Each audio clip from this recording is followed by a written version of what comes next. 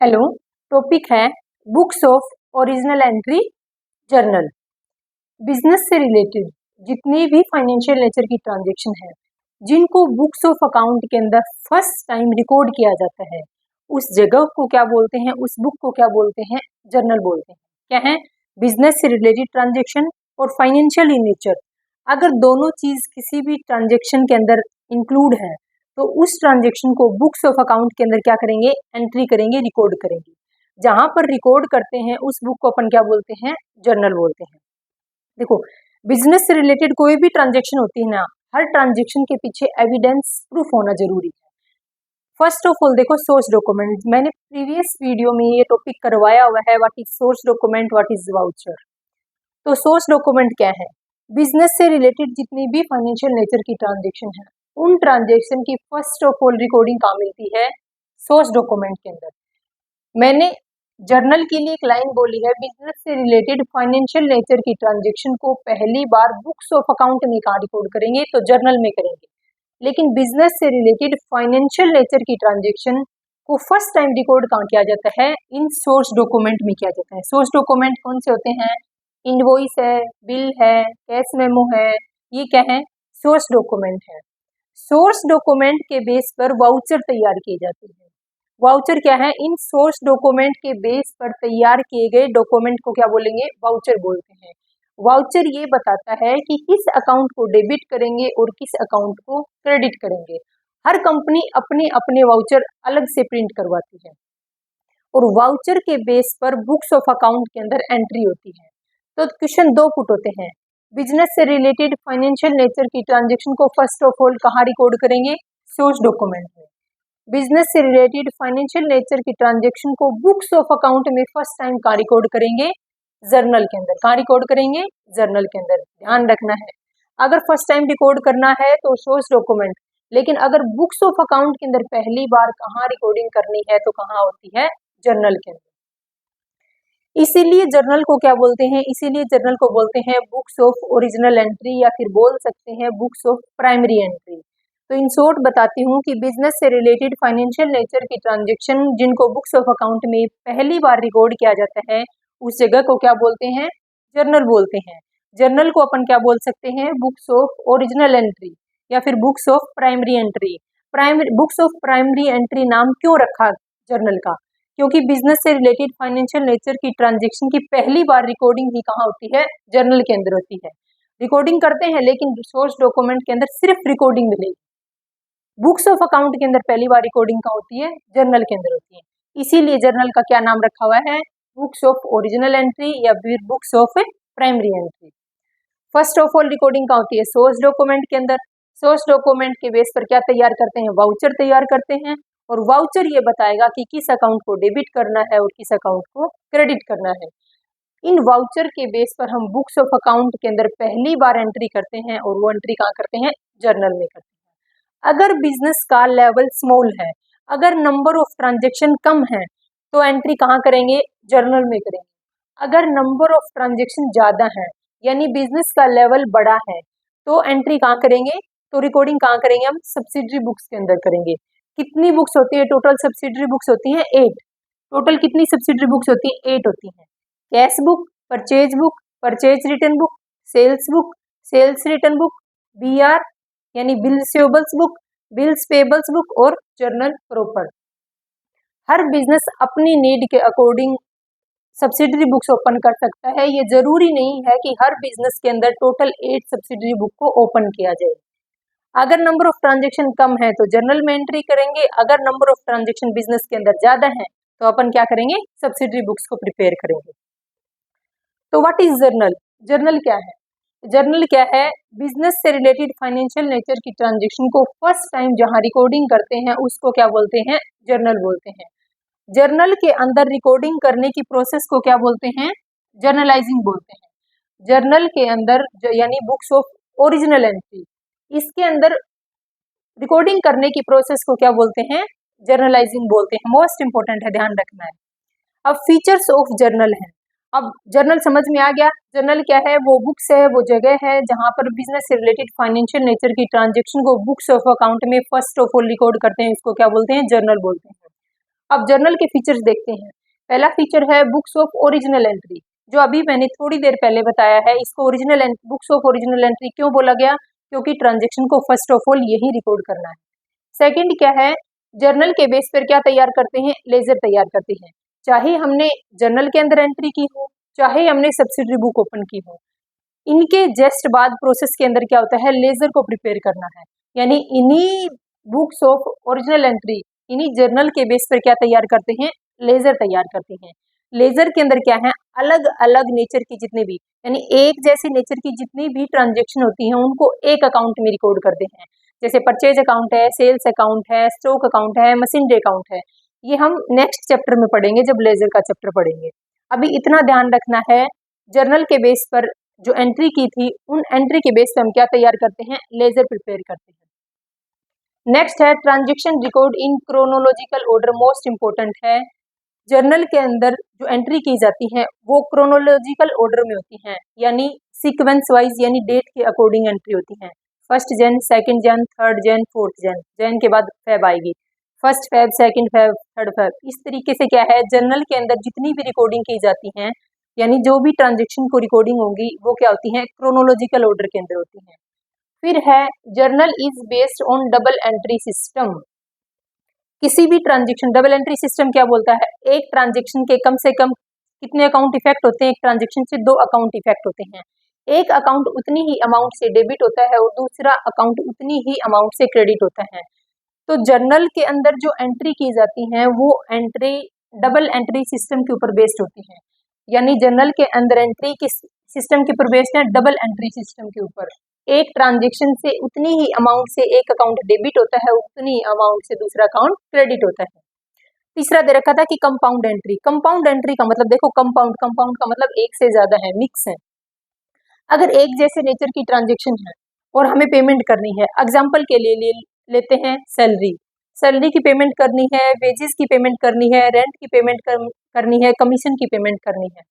ये सारे क्या है, ये नॉमिनल अकाउंट है, यानी बिजनेस के लिए क्या है, ये खर्चा है।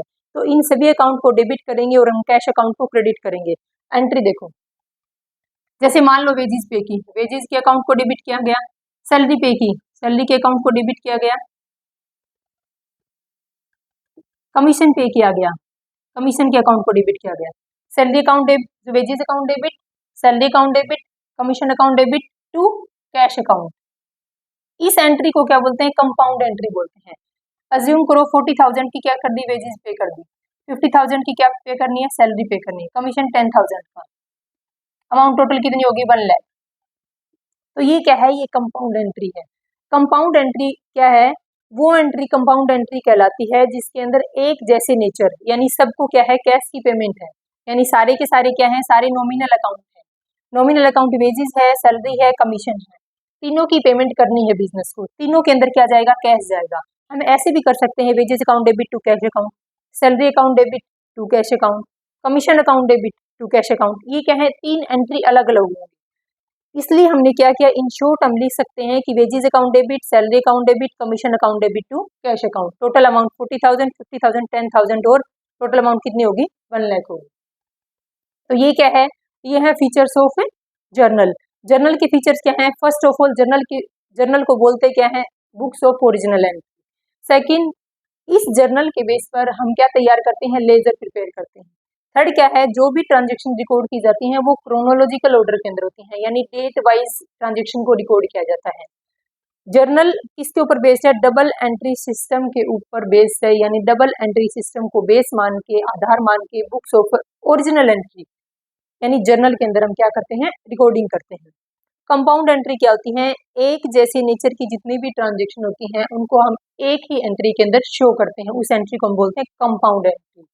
तो ये है हमारी बुक्स ऑफ ओरिजिनल एंट्री। अब देखते हैं अपन इसका परफॉर्मा।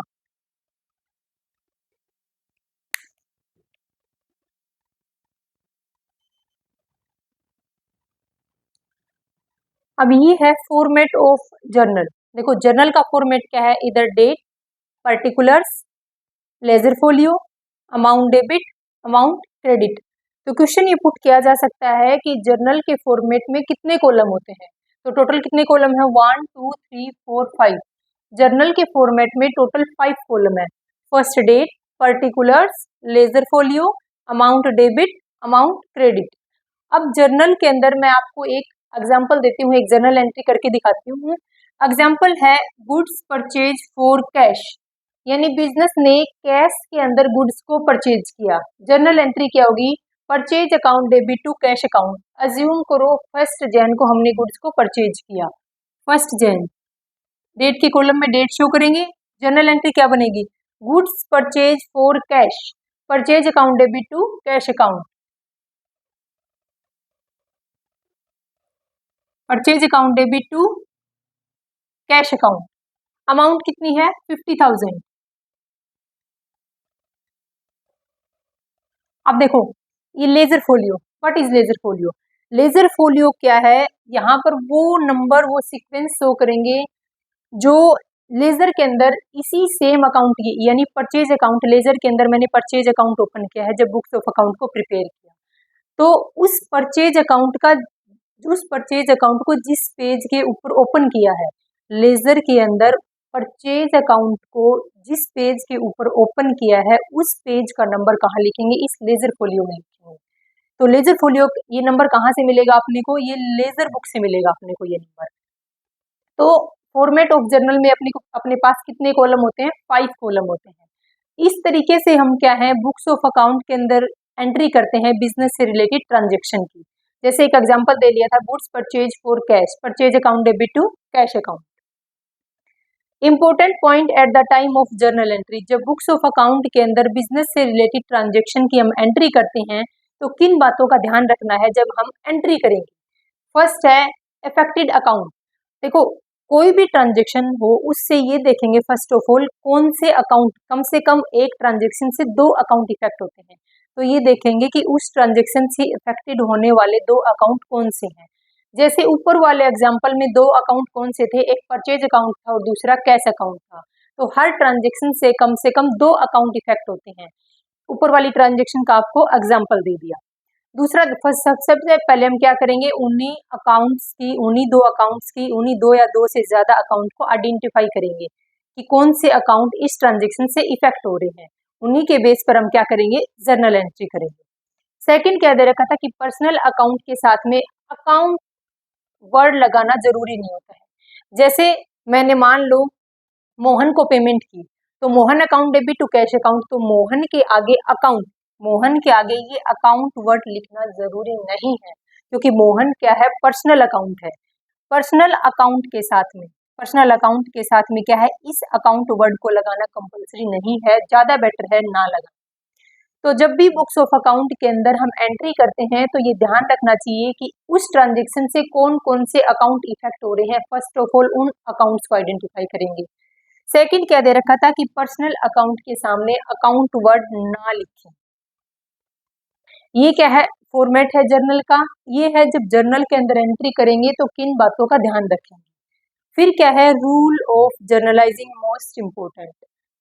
बिजनेस के अंदर फाइनेंशियल नेचर की ट्रांजेक्शन को जब भी रिकॉर्ड करते हैं तो हम डबल एंट्री सिस्टम के बेस पर बुक्स ऑफ अकाउंट के अंदर पहली बार एंट्री करते हैं, और वो एंट्री कहाँ करते हैं, जर्नल में एंट्री करते हैं। तो जब डबल एंट्री सिस्टम के बेस पर हम अकाउंटिंग करेंगे तो हमने सभी अकाउंट्स को कितने पार्ट में कैटेगराइज किया, 3 पार्ट में कैटेगराइज किया। यानी बिजनेस से रिलेटेड, यानी बुक्स ऑफ अकाउंट में जितने भी अकाउंट ओपन होते हैं उन अकाउंट को हमने 3 पार्ट में कैटेगराइज कर दिया। पहला है पर्सनल अकाउंट्स, दूसरे हैं रियल अकाउंट और तीसरे हैं नॉमिनल अकाउंट। ये तीनों पर्सनल अकाउंट, रियल अकाउंट और नॉमिनल अकाउंट हमने कहाँ पढ़ लिए थे, डबल एंट्री सिस्टम में पढ़ लिए थे, हमने अकाउंट को क्लासिफाई किया वहां पर। इन शॉर्ट मैं आपको फिर से डिस्क्राइब कर रही हूँ विद एग्जांपल। तो पर्सनल अकाउंट का रूल क्या है, debit the receiver credit the giver, यानी हर वो पर्सन जिसको अमाउंट मिल रही है उसके अकाउंट को डेबिट करो, हर वो पर्सन जिसके खाते से अमाउंट जा रही है, यानी पैसे कम हो रहे हैं, गुड्स कम हो रहे हैं, उसको क्या करो, क्रेडिट करो। तो पर्सनल अकाउंट का रूल क्या बोलता है, डेबिट द रिसीवर और क्रेडिट द गिवर। अब देखो एक एग्जांपल देखते हैं अपन। Cash paid to Ram, Ram को कैश पेड किया, पैसा किसके पास गया, राम के पास। डेबिट किसको करना है, राम को। देखो डेबिट द रिसीवर, एंट्री क्या बनेगी, राम डेबिट। हम अकाउंट वर्ड यूज नहीं करेंगे। देखो मैंने 1 मिनट पहले आपको बताया था जो पर्सनल अकाउंट होते हैं उसके आगे अकाउंट वर्ड नहीं लगाना, डायरेक्ट अपने को क्या करना, डेबिट टू। अपने पास से क्या गया, बिजनेस के पास से कैश गया, राम डेबिट टू कैश, कितने अमाउंट का कैश गया, 20,000 का। तो एंट्री क्या बनी, Ram debit to cash account, Ram debit to cash account. अब देखो पर्सनल अकाउंट का रूल क्या बोलता है, डेबिट द रिसीवर, जो रिसीव कर रहा है उसको डेबिट करो। रिसीव कौन कर रहा है, राम कर रहा है, तो राम को क्या कर दिया, डेबिट कर दिया। तो Ram debit to cash account, 20,000 rupees business के पास कैश गया। तो ये क्या है, पर्सनल अकाउंट का रूल है, debit the receiver credit the giver. Second क्या बोलता है, रियल अकाउंट है। रियल अकाउंट का रूल क्या बोलता है, debit what came in credit what goes out. जो बिजनेस के अंदर आ रहा है उसको डेबिट करो और जो बिजनेस से जा रहा है उसको क्या करेंगे, क्रेडिट करेंगे। एग्जाम्पल देखो, machinery purchase for cash, cash में मशीनरी परचेज की अमाउंट 2 लाख। एंट्री क्या बनेगी, एंट्री बनेगी मशीनरी अकाउंट डेबिट, एंट्री क्या बनेगी, एंट्री बनेगी machinery account debit to cash account, amount 2 lakh. देखो रूल क्या बोलता था, डेबिट व्हाट कैम इन, जो आया है उसको डेबिट करो। बिजनेस में क्या आई, मशीनरी आई, उसको क्या कर दिया, डेबिट कर दिया। क्रेडिट वाज गोज आउट, जो जा रहा है उसको क्या करो, क्रेडिट करो। बिजनेस से क्या गया, कैश गया, हमने क्या कर दिया, कैश अकाउंट को क्रेडिट कर दिया।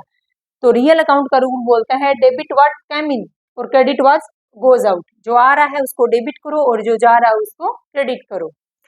थर्ड रूल है नॉमिनल अकाउंट। नॉमिनल अकाउंट का रूल जिन अकाउंट्स के ऊपर अप्लाई होता है वो क्या बोलता है, डेबिट ऑल एक्सपेंस और लॉसेस और क्रेडिट ऑल इनकम और गेन। यानी बिजनेस के जितने भी एक्सपेंस हैं उनको डेबिट करो, जितनी भी इनकम है उनको क्या करेंगे, क्रेडिट करेंगे। एग्जाम्पल देखो, सैलरी पेड 40,000, 40,000 रुपए की सैलरी पे की, सैलरी पे की तो सैलरी अकाउंट को डेबिट करेंगे और बिजनेस से कैश गया तो कैश अकाउंट को क्या करेंगे, क्रेडिट करेंगे। इसकी एंट्री यहाँ देखो, एंट्री क्या बनेगी, एंट्री बनेगी सैलरी अकाउंट डेबिट, अमाउंट है 40,000 टू कैश अकाउंट। तो देखो डेबिट ऑल एक्सपेंस, सैलरी क्या है बिजनेस के लिए, एक्सपेंस है, हमने क्या कर दिया, सैलरी के अकाउंट को डेबिट कर दिया। बिजनेस से पैसा गया, कैश अकाउंट कौन सा अकाउंट है, कैश अकाउंट रियल अकाउंट है। देखो रियल अकाउंट का रूल क्या दे रखा था, क्रेडिट वाज गोज आउट, जो जा रहा है उसको क्रेडिट करो। तो जा क्या रहा था, कैश जा रहा था, इसलिए हमने कैश अकाउंट को क्या कर दिया, क्रेडिट कर दिया।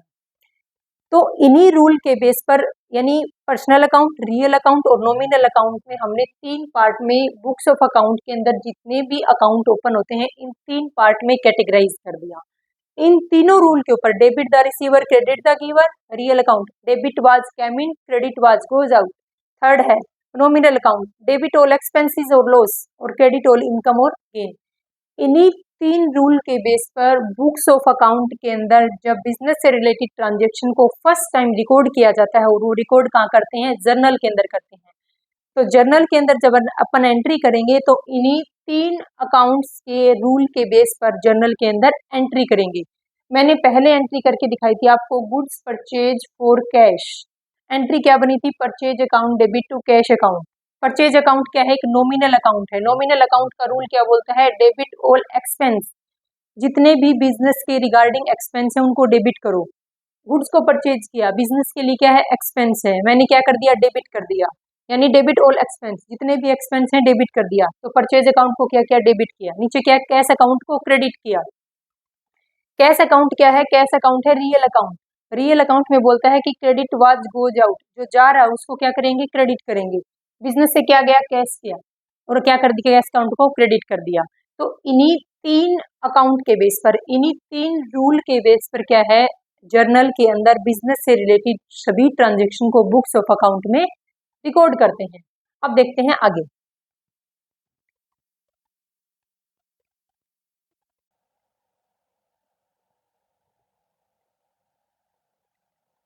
नेक्स्ट टॉपिक है अपना मीनिंग ऑफ गुड्स।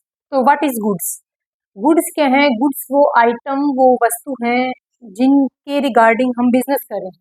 यानी एक बिजनेसमैन जिन गुड्स में, जिन वस्तुओं में, जिन आइटम में बाइंग और सेलिंग कर रहा है, यानी क्रय और विक्रय कर रहा है, सिर्फ उसी आइटम को, उसी वस्तु को गुड्स की कैटेगरी में इंक्लूड करते हैं। इन शॉर्ट एक बिजनेसमैन जिस वस्तु में बिजनेस कर रहा है, ट्रेड कर रहा है, उस वस्तु को क्या बोलते हैं, उसके लिए क्या वर्ड यूज करते हैं, उस वस्तु के लिए, उस आइटम के लिए हम गुड्स वर्ड्स को यूज करते हैं। तो गुड्स को जर्नल एंट्री करने के रिगार्डिंग हमने गुड्स को 5 पार्ट में कैटेगराइज किया था। पहला है, देखो जर्नल एंट्री करने के पर्पज से गुड्स को 5 पार्ट में बांटा गया है। फर्स्ट है purchase account, sales account, purchase return account, sales return account और stock account. During the year जो गुड्स बिजनेस में परचेज किया है वो परचेज अकाउंट में आता है। जो गुड्स सेल्स किया है उसको सेल्स अकाउंट में लिखते हैं। जो गुड्स परचेज तो किया था लेकिन वापस कर दिया किसी कंडीशन की वजह से, किसी कमी की वजह से, वो परचेज रिटर्न कहलाता है। जो गुड्स बिजनेस ने सेल कर दिया था बट वापस आ गया इन बिजनेस, तो उसको वो किस अकाउंट में जाता है, सेल्स रिटर्न में जाता है वो गुड्स जो at the end of the year ना तो परचेज किया गया ना सेल्स किया गया, at the end of the year sales करने से रह गया, उसको क्या बोलते हैं, उसको बोलते हैं स्टॉक, और वो किस में जाता है, स्टॉक अकाउंट में। तो गुड्स की कितने अकाउंट्स में गुड्स को क्लासिफाई कर सकते हैं, 5, या तो परचेज अकाउंट में, या परचेज रिटर्न में, या सेल्स अकाउंट में, या सेल्स रिटर्न में, और eight the end of the year अगर गुड्स सेल होने से रह गया तो वो किस अकाउंट में जाता है, स्टॉक अकाउंट में जाता है। Purchase account, sales account, purchase return, sales return, चारों अकाउंट क्या होते हैं, नॉमिनल अकाउंट होते हैं। और नॉमिनल अकाउंट का रूल क्या बोलता है, debit all expenses, credit all income. First को देखो, परचेज अकाउंट। परचेज अकाउंट क्या है, एंट्री जब भी बिजनेस के रिगार्डिंग गुड्स एंड सर्विसेज को बाय करते हैं तो एंट्री करते हैं purchase account debit to cash account. Purchase के लिए क्या एंट्री करते हैं, एंट्री करते हैं परचेज अकाउंट डेबिट टू, मान लो हमने कैश में परचेज किया गया तो कैश कर देंगे, तो परचेज अकाउंट को डेबिट किया गया। नॉमिनल अकाउंट का रूल बोलता है डेबिट ऑल एक्सपेंस, वो सारे खर्चे जो बिजनेस के लिए एक्सपेंस है, खर्चे हैं, उनको क्या करेंगे, डेबिट करेंगे। तो परचेज किया गुड्स को, ये भी क्या है, बिजनेस के लिए खर्चा है, इसलिए परचेज अकाउंट को डेबिट किया गया। और परचेज अकाउंट क्या है, एक नॉमिनल अकाउंट है, इसलिए किया गया, परचेज अकाउंट को डेबिट किया गया है। तो परचेज अकाउंट क्या है, नॉमिनल अकाउंट है। सेल्स अकाउंट भी नॉमिनल अकाउंट है। क्यों, देखो बिजनेस ने सेल किया गुड्स का, सेल करने की वजह से क्या हुई है, इनकम हुई है, आय हुई है, तो वो बिजनेस के लिए क्या है, इनकम है। तो वो बिजनेस के लिए क्या है, इनकम है, और इनकम को हम क्या करते हैं, क्रेडिट करते हैं। और सेल्स अकाउंट का नेचर कैसा है, क्रेडिट नेचर है। तो इन शॉर्ट बोल सकती हूँ कि बिजनेस के अंदर गुड्स के रिगार्डिंग 5 पार्ट में कैटेगराइज कर सकते हैं, purchase account, sales account, purchase return, sales return और स्टॉक। इन अकाउंट्स के अलावा स्टॉक को कहीं, इन अकाउंट्स के अलावा गुड्स को कहीं भी लिखा हुआ नहीं मिल सकता, यानी कहीं भी अपन शो नहीं कर सकते, यहीं पर गुड्स मिलेगा। क्या मशीनरी अकाउंट के अंदर गुड्स मिलेगा, नहीं। वेजेस अकाउंट में गुड्स मिलेगा, नहीं। क्या स्टॉक अकाउंट में गुड्स मिलेगा, यस। कौन सा गुड्स मिलेगा, जो at the end of the year बिना बिके रह गया था। परचेज अकाउंट के अंदर गुड्स मिलेगा, जी, जो बिजनेस ने परचेज किया है। सेल अकाउंट के अंदर गुड्स मिलेगा, हाँ जी, जो बिजनेस ने सेल्स किया था। तो यानी गुड्स की एंट्री इन 5 अकाउंट में हो सकती है, इसके अलावा गुड्स को कहीं भी शो नहीं कर सकते। नेक्स्ट टॉपिक है एक छोटा, डिस्काउंट। डिस्काउंट क्या होता है, डिस्काउंट वो छूट होती है, वो रिबेट होती है एक तरीके से, यानी वो छूट बोल सकते हैं, वो कटौती बोल सकते हैं, जो एक सेलर ने एक बायर को प्रोवाइड की है, चाहे उसने गुड्स कैश में सेल किया हो, चाहे क्रेडिट में सेल्स किया हो। अगर एक सेलर एक बायर को टोटल अमाउंट से कम अमाउंट उससे रिसीव करता है तो उसको क्या बोलते हैं, डिस्काउंट बोलते हैं, छूट बोलते हैं, कटौती बोलते हैं। तो डिस्काउंट क्या होती है, डिस्काउंट वो छूट, वो कटौती है जो एक सेलर के द्वारा एक बायर को प्रोवाइड की जाती है। डिस्काउंट को हमने 2 पार्ट में कैटेगराइज किया था, ट्रेड डिस्काउंट और कैश डिस्काउंट। जब एक सेलर गुड्स को सेल कर रहा है किसी बायर को, उस टाइम पर अगर सेलर लिस्ट प्राइस से कम प्राइस में गुड्स को सेल कर रहा है तो उसको उस टाइम जो छूट दी जाती है उसको ट्रेड डिस्काउंट बोलते हैं। फिर बताती हूँ, देखो what is trade discount.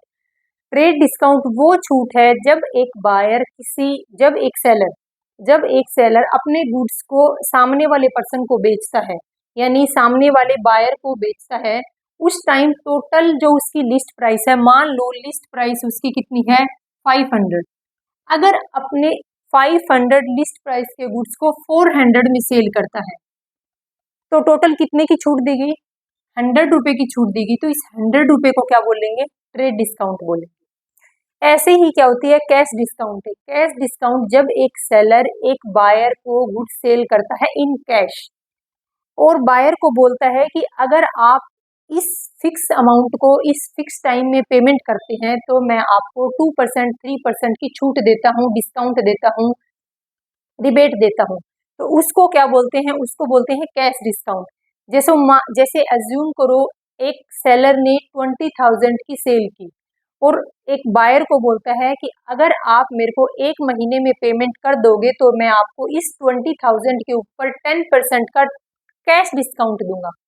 Cash discount हमेशा कैश ट्रांजेक्शन के ऊपर ही दिया जाता है, लेकिन ट्रेड डिस्काउंट कैश और नॉन कैश दोनों सेल्स के ऊपर दिया जाता है। तो 20,000 के ऊपर 10% कितना हुआ? 200 रुपीज क्या मिलेगा? कैश डिस्काउंट मिलेगा बायर को। तो डिस्काउंट क्या है? डिस्काउंट वो छूट, वो राशि है, छूट या बोल सकते हैं या फिर वो कटौती बोल सकते हैं, जो एक सेलर के द्वारा अपने गुड्स सेल करने पर टोटल प्राइस में से कम अमाउंट ली जाती है, उसको क्या बोलते हैं? डिस्काउंट बोलते हैं। ट्रेड डिस्काउंट और कैश डिस्काउंट, अब इसमें अपन डिफरेंस देखते हैं। ट्रेड डिस्काउंट हमेशा लिस्ट प्राइस पर दिया जाता है। जैसे मैंने आपको एग्जांपल दिया था, लिस्ट प्राइस कितनी थी? 500 रुपए। 500 रुपए के गुड्स को 400 रुपए में बेचा और 100 रुपए का क्या हो गया? ट्रेड डिस्काउंट हो गया। तो ट्रेड डिस्काउंट हमेशा गुड्स की लिस्ट प्राइस पर दिया जाता है। कैश डिस्काउंट, कैश डिस्काउंट हमेशा जल्दी पेमेंट करने के लिए दिया जाता है। एक सेलर ने एक बायर को गुड्स सेल किए और सेल्स हुए थे 20,000 के। अमाउंट कितनी दी? 18,000। 2,000 की क्या कर दी थी? अगर बोला गया था कि अगर आप मेरे को 1 महीने में पेमेंट करोगे तो मैं आपको 10% की छूट दे दूंगा, और तो उसको क्या बोलेंगे? उसको बोलेंगे कैश डिस्काउंट। तो कैश डिस्काउंट हमेशा जल्दी कैश की पेमेंट करने के लिए दी जाता है। नेक्स्ट है बल्क में गुड्स की बाय कर रहे हैं। अगर एक बायर गुड्स को बाय कर रहा है बल्क में, अगर ज्यादा अमाउंट में गुड्स को परचेज कर रहा है, उस टाइम पर क्या दिया जाता है? ट्रेड डिस्काउंट दिया जाता है। कैश डिस्काउंट तब दिया जाता है जब टाइम से पहले पेमेंट करता है, तब क्या दिया जाता है? कैश डिस्काउंट दिया जाता है सेलर के द्वारा बायर को। No recording in books of account के अंदर कभी भी ट्रेड डिस्काउंट की एंट्री नहीं करते, लेकिन कैश डिस्काउंट को बुक्स ऑफ अकाउंट में शो करते हैं। इसको हम बाद में एक एग्जांपल से देखेंगे, पहले एक बार आप इसकी थ्योरी देख लो। इसको बुक्स ऑफ अकाउंट में कभी भी रिकॉर्ड नहीं करते, ट्रेड डिस्काउंट को ध्यान रखना है, लेकिन कैश डिस्काउंट की बुक्स ऑफ अकाउंट के अंदर रिकॉर्डिंग होती है। इनवॉइस और कैश मेमो से लेस कर देते हैं। अगर आपने इनवॉइस तैयार किया, इनवॉइस तब तैयार करते हैं जब सेल्स किया है क्रेडिट में, कैश मेमो तब तैयार करते हैं जब सेल्स किया है कैश में। तो जब भी कैश के अंदर सेल्स किया हो या फिर क्रेडिट में सेल्स किया हो, यानी जब भी सेलर या तो इनवॉइस तैयार कर रहा हो या फिर कैश मेमो तैयार कर रहा है, उस टाइम पर ट्रेड डिस्काउंट की अमाउंट को इनवॉइस या फिर कैश मेमो में से लेस कर देते हैं। कैश मेमो और इनवॉइस क्या है? ये दोनों सोर्स डॉक्यूमेंट है, यानी बुक्स ऑफ अकाउंट्स में अभी एंट्री नहीं की है, क्योंकि सोर्स डॉक्यूमेंट के बेस पर हम वाउचर तैयार करेंगे और वाउचर के बेस पर हम बुक्स ऑफ अकाउंट में एंट्री करते हैं। तो जब सोर्स डॉक्यूमेंट प्रिपेयर किए थे उसी टाइम पर ट्रेड डिस्काउंट के अमाउंट को लेस कर देते हैं। आगे बुक्स ऑफ अकाउंट में अंदर इसकी कोई रिकॉर्डिंग नहीं मिलती कि कितना ट्रेड डिस्काउंट दिया था। No amount less in invoice, लेकिन कैश डिस्काउंट की एंट्री क्या करते हैं? बुक्स ऑफ अकाउंट के अंदर रिकॉर्डिंग करते हैं। इसको इनवॉइस या फिर कैश मेमो प्रिपेयर करते टाइम इसकी अमाउंट को लेस नहीं करते हैं। नेक्स्ट है गुड सेल्स कैश और क्रेडिट। ट्रेड डिस्काउंट हमेशा चाहे सेल्स किया हो कैश में, चाहे सेल्स किया हो क्रेडिट के अंदर, यानी अगर उधार में विक्रय कर रहे हैं या फिर कैश में कर रहे हैं, दोनों टाइम हम ट्रेड डिस्काउंट दे सकते हैं, लेकिन कैश डिस्काउंट सिर्फ कैश के अंदर सेल करने पर ही कैश डिस्काउंट दिया जाता है। कैश डिस्काउंट या ट्रेड डिस्काउंट बिजनेस के लिए एक खर्चा है। डिस्काउंट अकाउंट का नेचर कैसा है? डिस्काउंट अकाउंट एक नॉमिनल अकाउंट है। डिस्काउंट अकाउंट कौन सा है? एक नॉमिनल अकाउंट है। नॉमिनल अकाउंट का रूल है debit all expense, credit all income. तो बिजनेस के लिए क्या है? ट्रेड डिस्काउंट और कैश डिस्काउंट। ट्रेड डिस्काउंट को बुक्स ऑफ अकाउंट में रिकॉर्ड नहीं करते, सिर्फ जब इनवॉइस या फिर कैश मेमो तैयार करेंगे तब हम लेस करके दिखाते हैं। लेकिन कैश डिस्काउंट, डिस्काउंट का नेचर कैसा है? डिस्काउंट अकाउंट का नेचर नॉमिनल अकाउंट है। तो नॉमिनल अकाउंट, तो डिस्काउंट क्या है? बिजनेस के लिए खर्चा है, तो इसलिए डिस्काउंट अकाउंट को क्या करते हैं? बिजनेस में डेबिट करते हैं। तो ये है डिस्काउंट की। अब देखते हैं अपन इसका एक एग्जाम्पल देखते हैं।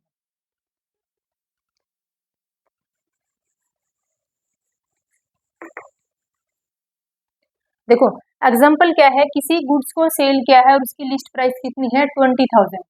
तो लिस्ट प्राइस कितनी दे रखी थी? 20,000 की है लिस्ट प्राइस। उसके ऊपर ट्रेड डिस्काउंट है 10% और कैश डिस्काउंट है 2%। एक मोस्ट इंपोर्टेंट पॉइंट ध्यान रखना है, पहले ट्रेड डिस्काउंट को लेस करते हैं। देखो हमने एक पॉइंट बताया भी था, ट्रेड डिस्काउंट को यहीं पर लेस कर दिया था। बुक्स ऑफ अकाउंट्स में, बुक्स ऑफ अकाउंट के अंदर एंट्री की भी नहीं थी, उससे पहले हमने ट्रेड डिस्काउंट को लेस कर दिया था। इसलिए ट्रेड डिस्काउंट को पहले लेस करते हैं और बाद में कैश डिस्काउंट निकालते हैं। तो देखो कितना ट्रेड डिस्काउंट दे रहे हैं? 10% का ट्रेड डिस्काउंट है। तो मैं यहाँ लिखूंगी कितना ट्रेड डिस्काउंट है?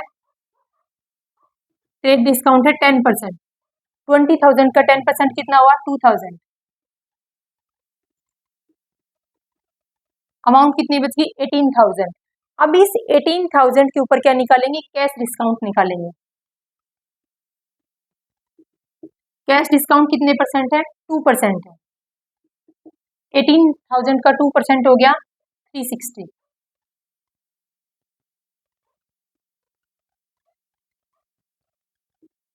17,640 रुपये क्या करेगा? एक बायर एक सेलर को पेमेंट करेगा। अगर एक ही एग्जांपल में हम ट्रेड डिस्काउंट और कैश डिस्काउंट को समझते हैं, जैसे मान लो मिस्टर ए है, मिस्टर ए ने गुड्स को परचेज किया था 20,000 रुपये में। उस टाइम पर मिस्टर ए को ट्रेड डिस्काउंट कितना दिया गया? 10% का ट्रेड डिस्काउंट 2,000 रुपीज, और मिस्टर ए को वो गुड्स कितने रुपए में मिले? 18,000 में। यानी बोल सकते हैं कि कितने अमाउंट की सेल की है? 18,000 रुपये। 18,000 रुपये किससे मांगते हैं? मिस्टर ए से मांगते हैं।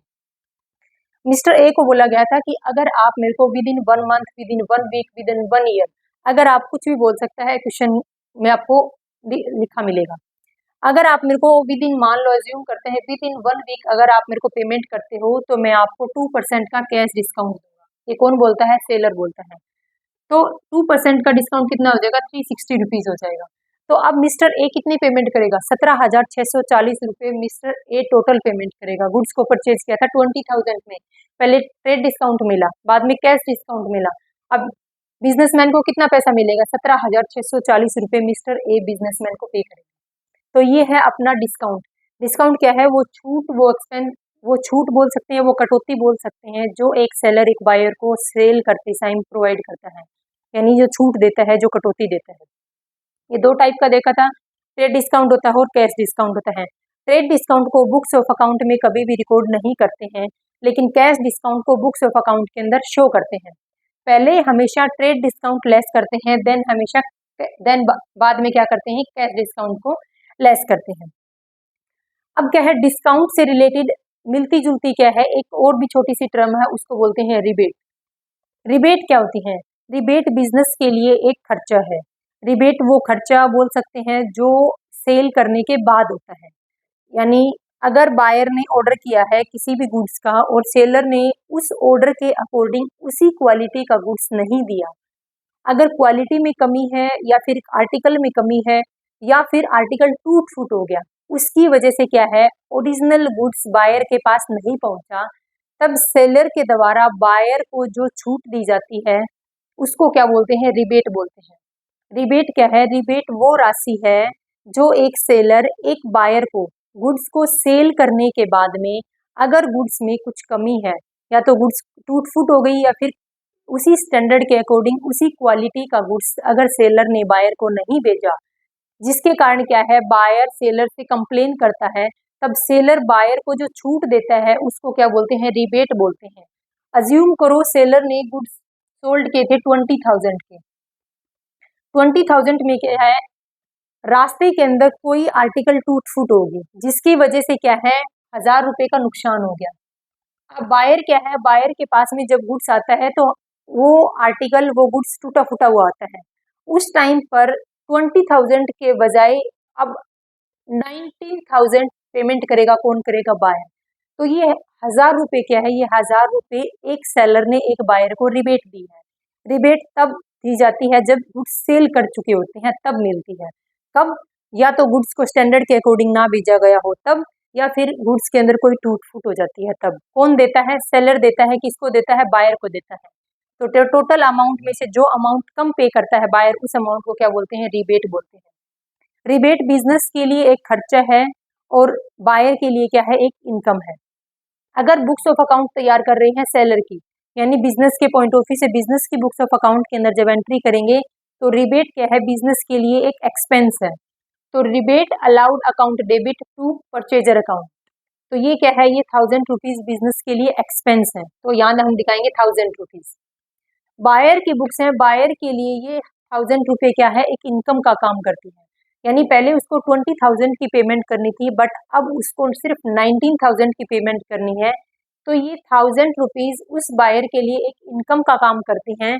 तो सेलर को डेबिट करते हैं और टू रिबेट रेशियो, उसको कितनी रिबेट रेशियो हुई है? उसको 1000 की रिबेट रेशियो हुई है। तो ये हमने देखा था कि व्हाट इज गुड्स। गुड्स को हमने 5 पार्ट में कैटेगराइज किया था। फिर हमने देखा डिस्काउंट का topic, cash discount, trade discount. फिर डिस्काउंट से रिलेट मिलती जुलती एक टर्म होती है रिबेट। फिर हमने रिबेट को डिस्कस किया। अब देखते हैं नेक्स्ट टॉपिक।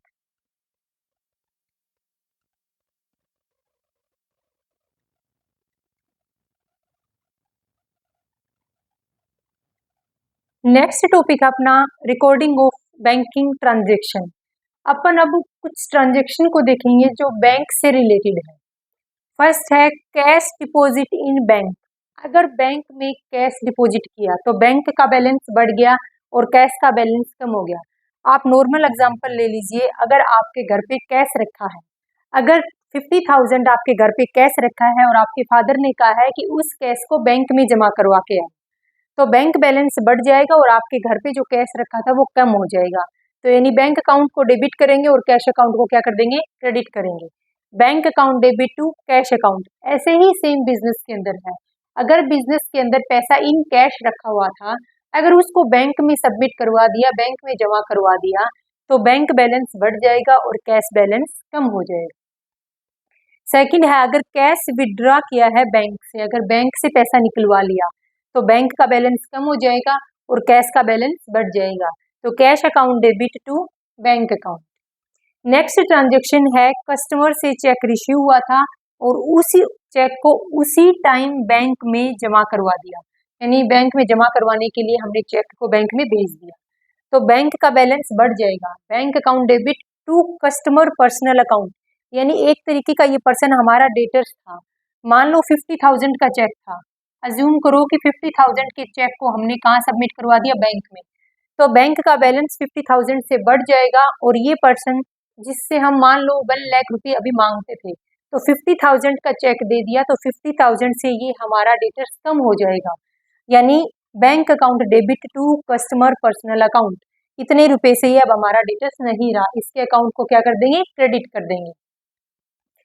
नेक्स्ट ट्रांजेक्शन है कस्टमर से चेक रिसीव हुआ बट उस चेक को बैंक में सबमिट कराने की बजाय हमने ऑफिस में ही रख लिया, तब एंट्री क्या करेंगे? Cash account debit to customer personal account. ये पर्सन अभी भी 50,000 से डेबिट क्रेडिट हुआ है, ये पर्सन अभी भी 50,000 से क्रेडिट हुआ है, इसने चेक दे दिया काट करके, लेकिन वो चेक अभी भी बैंक में जमा नहीं करवाया, बिजनेस के ऑफिस में ही रखा है। तो कैश अकाउंट को डेबिट करेंगे और टू कस्टमर पर्सनल अकाउंट को क्या करेंगे? क्रेडिट करेंगे। अगर इसी चेक को, अब ये तो है नहीं कि चेक रखा रखा पैसे में कन्वर्ट हो जाएगा, चेक तो बैंक में जाएगा तभी कैश में ट्रांजेक्शन होगी। तो जब ये चेक जो बिजनेस के अंदर रखा हुआ था उस चेक को बैंक में भेजते हैं, तब एंट्री क्या करते हैं? ये चेक जब बैंक में जमा करवाने के लिए भेजा, तब एंट्री क्या हो जाएगी? बैंक का बैलेंस बढ़ जाएगा और जो कैश था जहां पर हमने डेबिट किया था उसको क्या कर देंगे? क्रेडिट कर देंगे। Bank account debit to cash account. Next transaction है बैंक में जमा किया चेक डिसऑनर हो गया। इस पर्सन ने, मिस्टर ए ने, मान लेते हैं मिस्टर ए ने क्या रखा था? एक चेक राइट करके दिया, एक चेक काट करके दिया 50,000 का, वो चेक बैंक में जमा करवाया और पेमेंट करने से पहले चेक डिसऑनर हो गया, तो हम क्या कर देंगे? इस पर्सन को अपना फिर से डेटर बना लेंगे, क्योंकि चेक इसी पर्सन ने काट के दिया था, तो इस पर्सन को फिर से डेटर बनाते हैं। तो customer personal account debit to bank account, क्योंकि इतनी अमाउंट से अगर वो चेक डिसऑनर नहीं होता तो उतने से बैंक बैलेंस बढ़ा होता, लेकिन अब चेक डिसऑनर हो गया तो उतनी ही अमाउंट से बैंक बैलेंस कम हो गया और ये पर्सन फिर से बिजनेस का डेटर बन गया। तो customer personal account debit to bank account. Next transaction है पर्सनल पर्पज के लिए बिजनेस से पैसा निकाल लिया। पर्सनल पर्पज के लिए बिजनेसमैन ने बैंक अकाउंट से पैसा निकलवा लिया। तो एंट्री क्या बनेगी, drawings account debit to bank account. Bank account यानी उतना बैंक बैलेंस कम हो गया, drawings account debit to bank account. तो ये कुछ ट्रांजेक्शन है जो बैंक से रिलेटेड ट्रांजेक्शन है। अब अपन कुछ स्पेशल ट्रांजेक्शन पढ़ते हैं।